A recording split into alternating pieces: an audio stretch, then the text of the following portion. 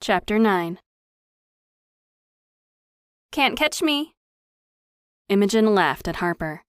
She heard a cackle, but all she could see was the baby blue snowsuit that looked like it belonged in the 1980s, blurring past her on a snowboard.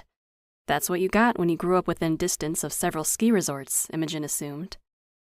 For Imogen's part, she considered herself a pretty good skier. She'd grown up traveling with her parents to the Poconos here in Vermont, and even out west once to the Rockies. But she was by no means a speed demon like her friend. Imogen preferred to make perfect S-shapes and end up at the lodge with an IPA in hand by midday. It was nice to get out of the valley and have a little fun. The snow had finally started to fall, and when Harper had asked her for a ski date, she jumped at the chance. She wanted to take her mind off the fact that Sunday had passed, and still no word from Gabe. It had been a few days since she'd spoken to or seen Gabe. While that was not unusual for them with his schedule, it wasn't like them to miss their regular date. More, they usually texted multiple times a day. The silence was profound. Imogen had been unwilling to be the first to reach out since their awkward argument. Maybe it was stubbornness, but she didn't want to go chasing him down and force him to open up to her. In truth, she would have bet money that he'd reach out first. The silence on his end hurt deeply, especially not knowing whether he still had his guest with him. If she were honest with herself, she was afraid to know, and a little jealous.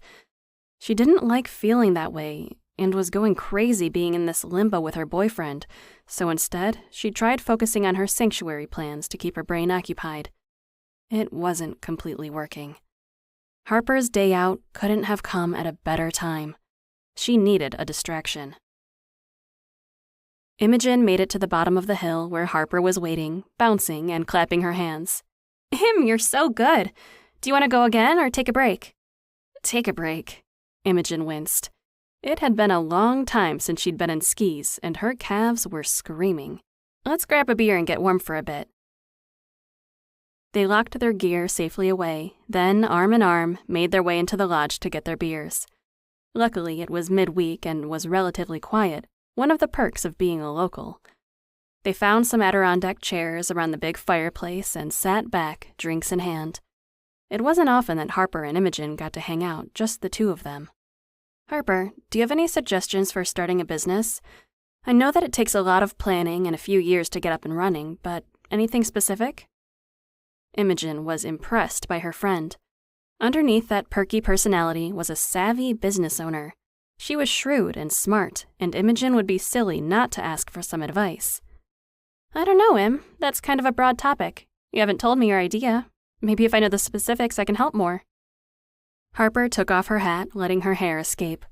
Today, she had tried to braid it into 2 parts, and the blue streaks she'd dyed into it peeked out, but the wind had removed strands, which were now tangled and wild.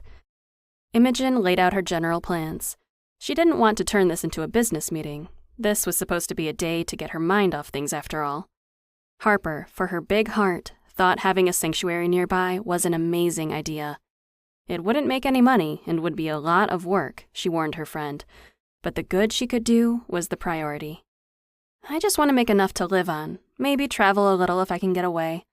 I've got some savings, and my lawyer and I went through my business proposal with a fine-toothed comb.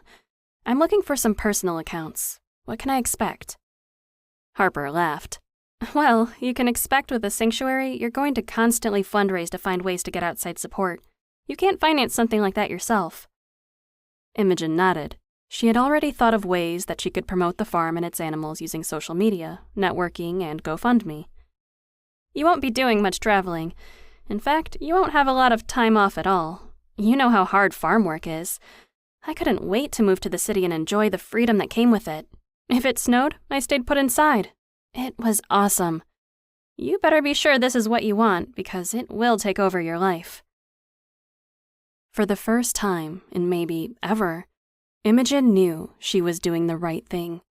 She'd spent most of her 28 years working temporary jobs, assisting her mother plan events, small and large, and volunteering at the dog shelter. She'd learned so many skills jumping around that she knew she could pull this off. Plus, she was as committed as she was stubborn. Once she had decided on a course of action, she was determined to accomplish it. Not to mention, she had the biggest inspiration, fortune. Imogen knew how lucky she was that he didn't end up at a rescue and end up in an even worse or unthinkable situation than he was in before. She had a lot of hard work ahead of her, but she wasn't afraid. She was excited. Her biggest hurdle was finding land that she could afford. No bank wanted to loan money to a woman without a steady income, even if she had some money in savings and a heavy trust fund she could tap into if needed. But that was a last resort. The two women spoke extensively while sipping their drinks. Harper was savvy and had run the general store for many years, so she was giving Imogen a lot of great, actionable advice. Imogen noted the tidbits down on her phone to remember later. After a little while, Harper finally spoke the words she'd been thinking the whole day. "What's going on with my brother?" Imogen didn't meet her eyes. Harper, she knew, would see too much. She didn't know if she wanted to open that Pandora's box.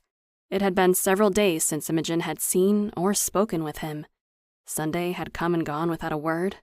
She'd avoided going over, and he never called to see why. "Have you talked to Gabe lately?" Imogen deflected. Harper took a sip of her beer and nodded. "Yep, and he is avoiding my questions too. What the heck is going on? When I saw you last week, you were smitten kittens." Harper laughed at the face Imogen made at the endearment. Her friend looked cute with a scrunched nose. Imogen really didn't want to discuss it, especially with his sister. It made it more awkward, even if she was a good friend. Plus, she didn't want to talk out of turn and have it get back to him. She shrugged and took a sip of her beer instead. Harper rolled her eyes.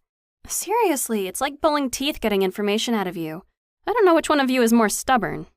Let me ask this. Are you fighting?" "Not really. Maybe," Imogen admitted. "Okay, so you're maybe not fighting, but you haven't seen each other or spoken in days? That about sums it up."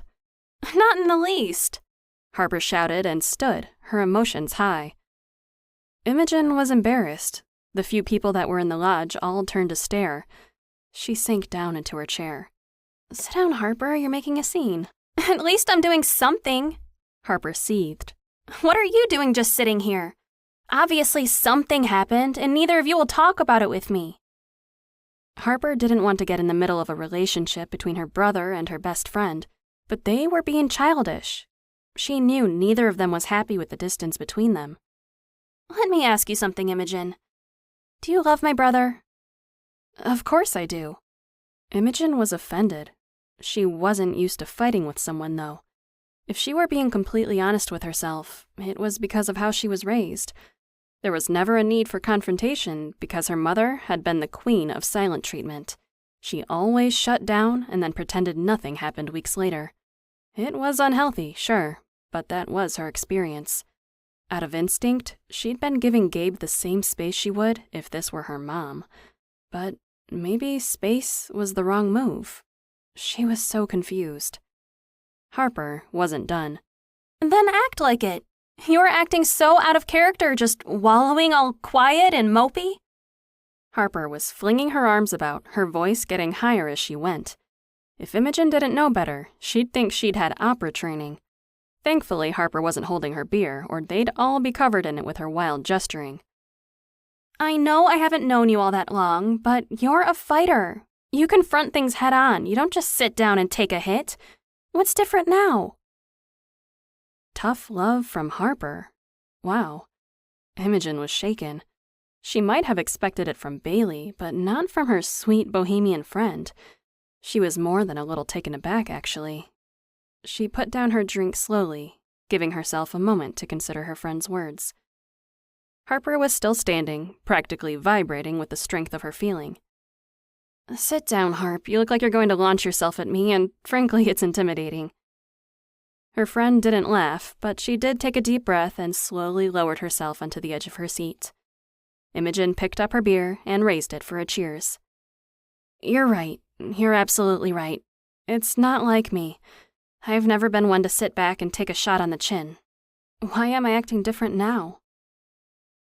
Imogen grabbed her wavy hair, twirling a strand of it in frustration. Harper stood and sat on the armchair next to her, all vehemence gone. Hugging her with one arm, she was quieter now, saying, I'm sorry, but consider this your wake-up call. Don't act different now. Be your fiery self that doesn't quit and speaks her mind. That's who my brother fell for. She had a point, Imogen realized. Was she reverting to her old, people-pleasing ways by not confronting him? Harper, you're so right. What am I doing? She was nursing her wounds, playing the victim. She wasn't a victim. Imogen was not one to hide from a confrontation before, yet here she was avoiding Gabe. She'd even skipped her time with Fortune for a few days because she'd been afraid to run into him and Lopez at his house. That wasn't like her, and it wasn't fair to her horse. Good. Now get off your butt and go figure this thing out. I don't know what's going on, but you two need to talk. Today. Harper patted her on the back, none too gently, and rose. Let's go take a few more runs first, though. After all, we're here already. Harper lit a fire within her, and Imogen wanted to go confront Gabe as soon as possible, but she didn't want to ditch her friend. So she followed her back to their equipment and out into the cold, her mind busy with the pending confrontation.